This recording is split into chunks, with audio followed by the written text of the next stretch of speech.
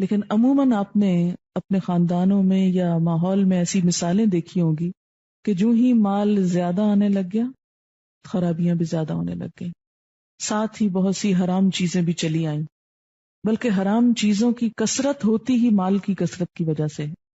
شراب بھی وہی افورڈ کر سکتا ہے جس کے جیب میں پیسہ ہو اور ایکسیسو منی ہو، اور پھر خصوصاً معاف کیجئے جب پیسہ بھی حلال کا ہو تو اس سے شراب خریدنا مشکل ہے اور خریدنے کو دل بھی نہیں چاہے گا، لیکن جب وہ سود کا پیسہ ہو مثلا، حرام پیسہ حرام ہی جگہ پر لگانے کے قابل ہوتا ہے۔ ناپاک چیز سے کبھی پاکی نہیں پھوٹ سکتی، خیر اور بھلائی نہیں عام ہوتی، وہ بے برکتی اور غلط چیزوں میں ہی استعمال ہوتا ہے۔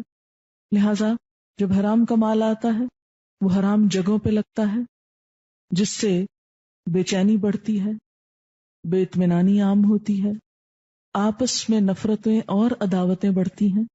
اب دیکھیں کہ مثلاً ایک خاندان تھا جو ایک معتدل حد تک کما رہا تھا، زکوٰۃ دے رہا تھا، صدقہ خیرات دے رہا تھا، آپس میں خاندان کے اندر محبت اور پیار تھا، جو ہی ان میں سے کسی ایک نے ایسا کوئی کام حرام کا شروع کیا، مال زیادہ آیا، بہن بھائیوں سے کٹ گیا، حرام کی کثرت ہو گئی، حرام چیزوں میں انوالو ہو گیا، پھر آپ دیکھیں کہ شراب کے ساتھ دوسری عورت بھی آ گئی۔ جب پیسہ کم ہوتا ہے تو عموماً دوسری طرف نگاہ کم اٹھتی ہے، اور عموماً کیا ہوتا ہے پھر حرام حلال کی تمیز بعض اوقات اٹھنے، یہ میں یہ نہیں کہہ رہی کہ نعوذ باللہ سب ایسا کرتے، یعنی ان چیزوں کا احتمال حلال کے دائرے میں نہ ہونے کے برابر یا کم سے کم ہوتا ہے۔ یہ چیزیں یعنی ایک حرام بہت سے حرام اور غلط کاموں کو جنم دینے کا سبب بنتا ہے۔ تو جتنا مال بڑھتا جاتا ہے تو ہوس بڑھتی جاتی، اتنا ہو گیا اب اتنا اور ہو جائے، اتنا اور ہو جائے، ساری توجہ صرف اس کے اکٹھا کرنے پر، وہی پاگل پن ہو جاتا ہے۔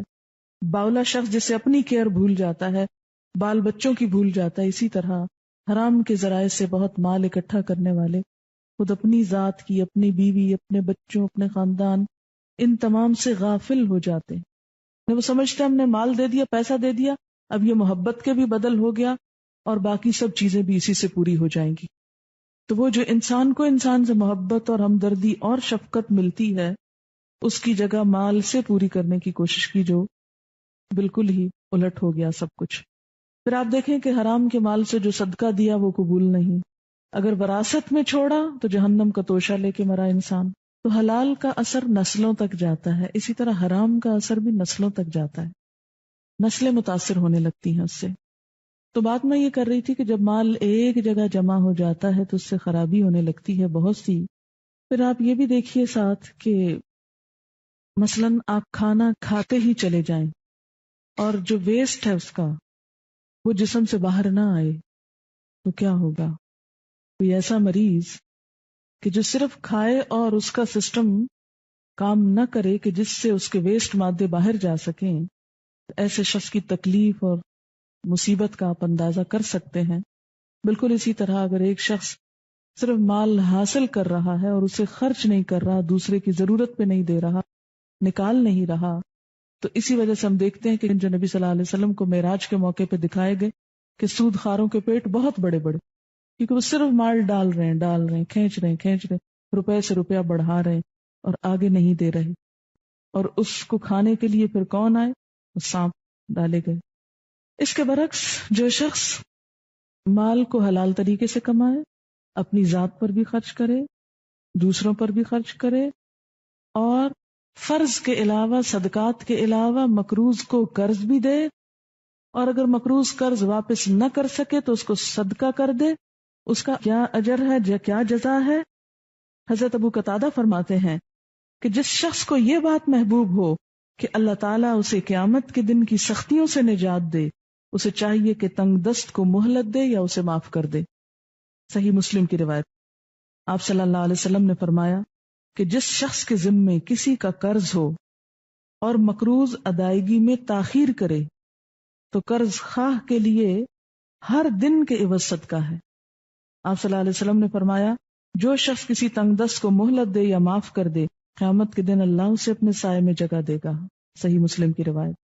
اور اسی طرح اگر مقروض جو ہے تنگ دست ہو یا قرض خواہ زیادہ ہو تو اسلامی عدالت قرض خواہ یا قرض خواہوں سے مہلت دلوائے یا قرض کا کچھ حصہ معاف کرائے گی. یعنی ایک شخص اگر مقروض ہے، دب گیا، جیسے ایکسیڈنٹ ہے کسی کا خدا نہ خواستہ، تو اب اس میں صرف اس کے رشتے داروں یا خاندان والوں کا ہی تو ذمہ نہیں، دوسرے بھی جو آس پاس ہیں ان کا بھی ذمہ ہے. تو ایسی صورت میں کیا ہے کہ اسلامی حکومت یعنی اسلامی نظام جب قائم ہو تو حکومت انٹرفیئر کرے، مقروض شخص کا قرضہ معاف کرائے یا اسے مہلت دلائے. یہ اس صورت میں جب کوئی دیوالیہ ہو جائے. حضرت ابو سعید کہتے ہیں کہ نبی صلی اللہ علیہ وسلم کے زمانے میں ایک شخص کو پھل کی خرید و فروخت میں نقصان ہوا اور اس کا قرضہ بہت بڑھ گیا. آپ نے لوگوں سے فرمایا اس پر صدقہ کرو. لوگوں نے صدقہ کیا، پھر بھی اتنی رقم نہ ہو سکی جو قرضہ پورا کر سکے. آپ صلی اللہ علیہ وسلم نے قرض خواہوں سے فرمایا جو کچھ تمہیں ملتا ہے لے لو اور تمہارے لیے یہی کچھ ہے، یعنی اور نہیں دے سکتا. یہ یعنی حکومت جبرن بھی معاف کروا سکتی ہے اگر ایک شخص بالکل ہی پس کر رہ جائے اپنے قرضوں میں. حضرت عبداللہ بن کعب کہتے ہیں کہ میرے باپ کعب بن مالک نے عبداللہ بن ابی حضرت سے مسجد نبوی میں اپنے قرض کا تقاضا کیا. دونوں چلانے لگے. انسان تھے نا. آپ صلی اللہ علیہ وسلم اپنے حجرے میں تھے، ان دونوں کی آوازیں سنی تو آپ حجرے کا پردہ اٹھا کر برآمد ہوئے، کعب کو پکارا. کعب نے عرض کی حاضر یا رسول اللہ صلی اللہ علیہ وسلم. آپ نے اشارے سے فرمایا آدھا قرض چھوڑ دو. کعب کہنے لگے یا رسول اللہ صلی اللہ علیہ وسلم میں نے چھوڑ دیا. پھر آپ نے ابو حضرت سے فرمایا اٹھ اور اس کا قرض ادا کر. یعنی آپ نے کچھ معاف کرا دیا اور کچھ ادا کرنے کو کہا. پھر اسی طرح اگر کوئی قرض خواہ مقروض کے ہاں اپنی چیز بے جنسی ہی پالے تو وہ اس کی ہوگی. یعنی پیسے کی بجائے اگر کوئی دوسری چیز اس کے عوض مل رہی ہو تو وہ بھی دی جا سکتی ہے. یعنی جسے آپ کہتے ہیں نا قرض کرنا. لیکن کچھ چیزیں قرض کرنے سے منع کیا گیا ہے. مثلا رہنے کا مکان جس میں وہ شخص واقعی خود رہ رہا ہو، اس کو نکال کے اس کا مکان قرض نہیں کیا جائے گا. اس کے اور اس کے اہل خانہ کے پہننے کے کپڑے، تاجر ہے تو اس کے کچھ تجارت کا سامان، اور اگر صنعت حرفت میں ہے تو اس کے کچھ اوزار، اور گھر والوں کے کھانے پینے کا سامان. یہ بھی کیوں؟ اس لیے کہ آخری حد پر بھی جا کر انسانی ہمدردی کو نہ بھولو، کسی کو ننگا نہ کرو، اس کو بھوکا نہ چھوڑو، اس پہ ظلم نہ ڈھاؤ. مسلمان کا بھائی ہے. پھر فرمایا واتقوا یوما، ڈرو اس دن سے. کس دن سے؟ قیامت کے دن سے.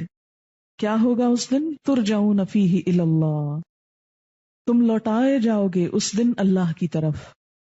یعنی یہ سود وہی چھوڑ سکتا ہے جس کو آخرت کی طرف واپسی کا اندیشہ ہو، جس کے دل میں آخرت کا خوف ہو، فکر ہو. کب تک دنیا میں یہ عیش و عشرت کرتے رہو گے؟ کب تک تمہیں یہ سب کچھ حاصل رہے گا؟ اس دن کا بھی سوچو. ترجعون فیہ الی اللہ، جس میں تم اللہ کی طرف لوٹائے جاؤ گے. ثم توفی کل نفس، پھر پورا دیا جائے گا ہر شخص کو. کیا؟ ما کسبت، جو اس نے کمائی کی. وہم لا یظلمون، اور وہ ظلم نہ کیے جائیں گے. یعنی کسی انسان پر کچھ بھی ظلم نہ ہوگا.